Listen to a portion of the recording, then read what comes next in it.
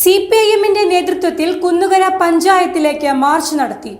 CPIM ജില്ലാ committee അംഗം V Saleem ഉദ്ഘാടനം ചെയ്തു. കുന്നുകര പഞ്ചായത്ത് ഓഫീസ് വളപ്പിൽ പ്രവർത്തിച്ചു വരുന്ന KSEB സെക്ഷൻ ഓഫീസ് മാറ്റി സ്ഥാപിക്കണമെന്ന പഞ്ചായത്ത് പ്രസിഡന്റിന്റെ തീരുമാനം പിൻവലിക്കുക, പഞ്ചായത്തിലെ റോഡുകളുടെ ശോച്യാവസ്ഥ പരിഹരിക്കുക തുടങ്ങി നിരവധി ആവശ്യങ്ങൾ ഉന്നയിച്ചാണ് സിപിഎമ്മിന്റെ നേതൃത്വത്തിൽ പഞ്ചായത്തിലേക്ക് പ്രതിഷേധ മാർച്ച് സംഘടിപ്പിച്ചത്. കുന്നുകര ജംഗ്ഷനിൽ നിന്നാരംഭിച്ച മാർച്ച് പഞ്ചായത്ത് ഓഫീസിന് മുന്നിൽ വെച്ച് പോലീസ് തടഞ്ഞു.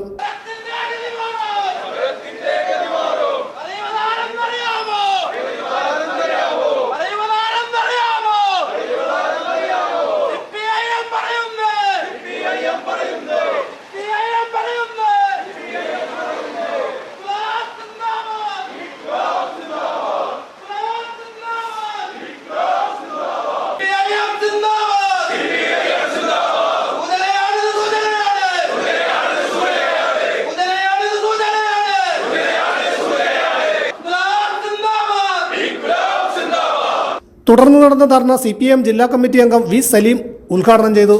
കുന്നുകര സഹകരണ ബാങ്ക് പ്രസിഡന്റ് VS വേണു അധ്യക്ഷത വഹിച്ചു. CPIM local secretary VS Anil, panchayat അംഗം ജെയ്സൺ, ലോക്കൽ കമ്മിറ്റി അംഗം EV സാബു എന്നിവർ സംസാരിച്ചു. ഒരു സിവിൽ സ്റ്റേഷൻ എന്നുള്ള സങ്കല്പത്തിൽ ഈ ബിൽഡിംഗ് പണിയുന്നതിനെന്താ?